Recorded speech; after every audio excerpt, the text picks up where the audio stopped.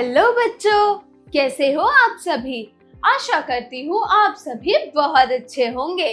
तो बच्चों, आज हम एक नई पुस्तक शुरू करेंगे, हिंदी पाठ्य पुस्तक ग्रेड 4 क्लास 4। तो चलिए शुरू करते हैं। चित्र कथा। जैसा कि हमने बाकी 3 कक्षाओं में पढ़ा, चित्र कथा क्या होती है।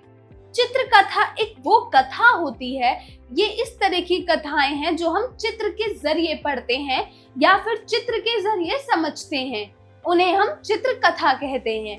तो बच्चों, यहाँ भी कुछ ऐसा ही है। यहाँ आपको कुछ चित्र दिए गए हैं और उनके साथ साथ कुछ वार्तालाप, कुछ डायलॉग्स दिए गए हैं, जिससे आपको ये कथा समझनी है और इसको पढ़नी है। तो चलिए मेरे साथ ये चित्र कथा शुरू कीजिए। मैं जो चाहूं चित्र कथा, केवल पठन हेतु, मतलब सिर्फ और सिर्फ पढ़ने के लिए। तो यहाँ पर जो चित्र कथा है, चलिए उसको पढ़ना शुरू करते हैं। एक बार की बात है, एक गांव में हरिलाल नामक एक कंजूस व्यक्ति रहता था। एक दिन जब हरिलाल काम कर कर घर लौटा तो उसने देखा कि उसके घर में आग लग गई है। हाय रे, यह क्या हो गया। हाय, मेरी जमा पूंजी अंदर ही रखी हुई है। अब क्या करूं, सारे नोट जलकर राख हो जाएंगे। हाय। ऐसा बहुत पहले की कहानी है ये। एक बार क्या होता है, एक गांव में ना एक व्यक्ति रहता है। उस व्यक्ति का पता है क्या नाम होता है? हरिलाल। वो बहुत कंजूस होता है, उससे एक पैसा भी नहीं निकलता कहीं, बहुत कंजूस व्यक्ति। एक दिन क्या होता है, जब हरिलाल काम पे जाता है, आकर पता है क्या देखता है कि उसके घर में आग लग गई है और वो बहुत परेशान होता है। वो हाय हाय चिल्लाने लगता है। वो बोलता है कि जितनी भी मेरी जमा पूंजी है सारी अंदर जलकर राख हो जाएगी, तो अब मैं क्या करूंगा, मेरे पास तो कुछ भी नहीं बचा। तो उसका एक दोस्त बोलता है, मेरा नाम कल्टू है, मैं अंदर जाऊंगा और आपके सारे रुपए ले आऊंगा, लेकिन एक शर्त पर।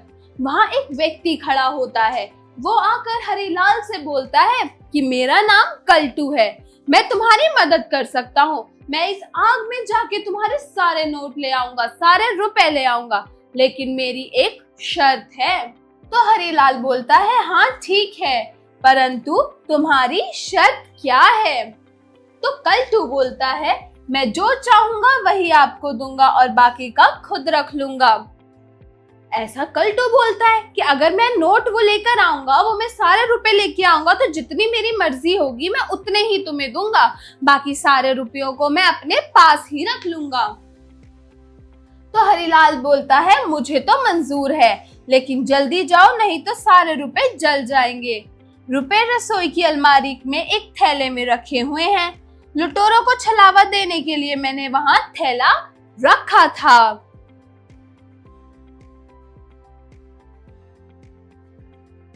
अब क्या, कल्टू अगले ही पल आग में कूद पड़ा। जैसे ही उसने सुना पैसे कहाँ रखे हुए हैं, वो तुरंत भाग कर गया और आग में कूद गया। तो एक कंजूस की अपने रुपए थैली में रख सकता है।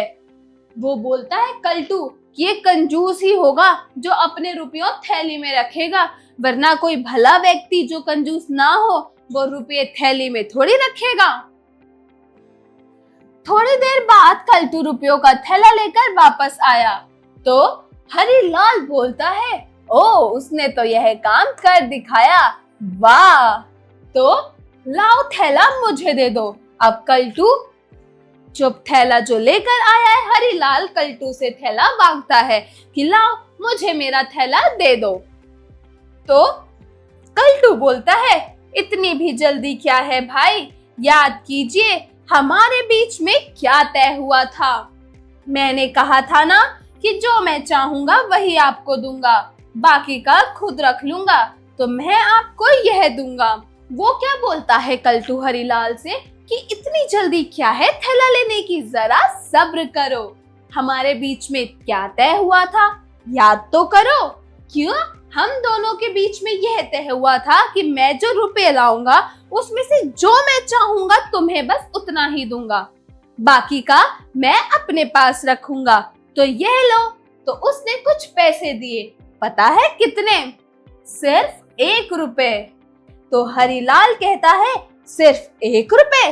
धोखेबाज, मेरा थैला मुझे लौटा दो, वरना। तो वो पूछता है, कल्टू, वरना तुम क्या करोगे, बताओ तो जरा। तो हरिलाल बोलता है, मैं तुम्हें न्यायाधीश के पास ले जाऊंगा और जेल में डलवा दूंगा, तुमने मेरे साथ धोखाधड़ी करी है। फिर क्या? फिर नगर के न्यायाधीश के पास चलो, वही मामला झट से निपटा लेते हैं।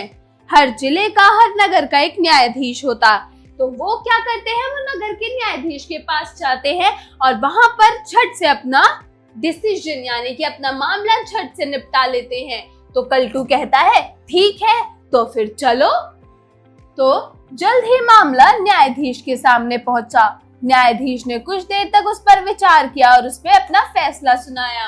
कल तो न्यायालय का आदेश है कि तुम रुपयों से भरा थैला हरिलाल को लौटा दो और वह 1 रुपए खुद ले लो बतौर इनाम। न्यायाधीश पता है क्या फैसला सुनाते हैं? न्यायाधीश बोलते हैं कि जो तुम ये रुपयों का थैला लेकर आए हो, ये इज्जत से तुम हरिलाल को लौटा दो और वो जो 1 रुपए तुम हरिलाल को दे रहे थे वो तुम रख लो बतौर इनाम, यानी इनाम के तौर पर।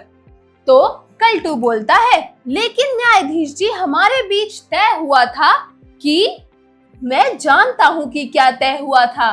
तय यह हुआ था कि तुम जो चाहोगे वही हरिलाल को दोगे, बाकी का खुद रख लोगे, लेकिन तुम इस बात पर कायम नहीं रहे। ऐसा न्यायाधीश कहते हैं कि मैं तो जानता हूँ कि क्या तय हुआ था। बात ये हुई थी कि तुम जो चाहोगे वो तुम हरिलाल को दोगे और बाकी का तुम खुद रख लोगे, है ना? लेकिन तुमने ऐसा नहीं किया, तुम अपनी बात पर कायम नहीं रहे। तो कल्टू कहता है, लेकिन मैंने तो वही किया जो मैंने कहा था। उसके लिए तो वो चीज बिल्कुल ठीक थी, उसने तो वही किया जो उसने कहा था। फिर न्यायाधीश कहते हैं, नहीं, तुमने ऐसा नहीं किया। तुमने चाहा कि नोटों से भरा थैला स्वयं अपने पास रखूं और तुमने वैसा ही किया ना? अब तयशुदा बात के तहत तुमने जो चाहा वही हरिलाल को देना होगा, इसलिए नोटों से भरा वह थैला हरिलाल को दे दो अभी इसी वक्त। तो पता है, उसमें न्यायाधीश जी कहते हैं कि तय यह हुआ था कि जो तुम चाहोगे तुम वो हरिलाल को दोगे, बाकी का तुम रखोगे, और अपनी बात के कहे अनुसार तुमने वो पूरा थैला खुद रखना चाहा और 1 रुपए हरिलाल को देना चाहा। तो तुमने चाहा तो पूरा थैला पैसे का रखना, तो इसका मतलब कि वो थैला तुम्हें हरिलाल को देना ही पड़ेगा, जैसी बात तुमने कही थी उसके मुताबिक। अब जो मैंने बात कही है उसका तुम्हें पालन करना पड़ेगा और ये नोटों से भरा थैला तुम्हें हरिलाल को देना पड़ेगा अभी इसी वक्त। फिर क्या? फिर कल्टू कहता है, लेकिन मेरा फैसला अंतिम है। किसी भी तरह की बहस की तो मैं तुम्हें जेल में डलवा दूंगा, समझे? न्यायाधीश गुस्से में बोलते हैं कि मेरा फैसला बिल्कुल अंतिम है। अगर तुमने किसी भी तरह की बहस मेरे से की तो मैं तुम्हें जेल में डलवा दूंगा। अब रुपयों का थैला हरिलाल को दे दो और 1 रुपए का नोट तुम ले लो। फिर क्या? फिर कल्टू को आदेश का पालन करना पड़ा और गुर्र, मैंने अपनी जान लगा दी, पर मुझे क्या मिला? मुझे तो कुछ भी नहीं मिला। तो हरिलाल बोलता है, सही फैसला हुआ है, न्यायाधीश जी जिंदाबाद। और क्या? और कल्टू को उनके आदेश का पालन करना पड़ा। क्यों? क्योंकि कल्टू गलत था। कल्टू ने जो चाहा उसे वो देना पड़ा हरिलाल को, क्योंकि बात तय जो हुई थी उसका पालन तो करना ही पड़ेगा। तभी कहते हैं, ज्यादा लालच करना बिल्कुल सही बात नहीं है। हमें बिना किसी मोह के, बिना किसी लालच के दूसरों की मदद करनी चाहिए। तो बच्चों, आशा करती हूँ आपको ये कहानी, ये कथा अच्छी लगी होगी और आप इसकी इसकी जो भी आपको शिक्षा मिली है उसका आप अपने जीवन में जरूर पालन करेंगे। तो बच्चों, मिलती हूँ एक नई कहानी और कविता के साथ नई क्लास में। तब तक के लिए बाय बाय बच्चों।